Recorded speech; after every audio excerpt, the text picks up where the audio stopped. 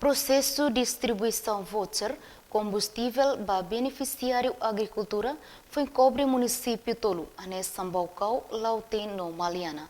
Total beneficiário hamutuk atus hat recém maximona no hirak nível siroximo seheta ni segunda fase. Per diretor nasional agricultura no horticultura Lucio Ribeiro ba jornalista que intane e Ministério Agricultura no Pescas Comoro dehan processo distribuição voucher combustível ba beneficiário agrícola sira nebe ia equipamento hen traktor no máquina ba kuhare no dulas hare foi in Maclau ba município tolo. Pensei que progresso ia município tolo ne makna ia itahalo na pagamento ba companhia rua ida ba kau no ida ia Lautem hamoto 4.700 e tal. Depois por vendua como se dá sinatani a companhia Abocase, Maliana Ninhan, quase 2.000 e tal.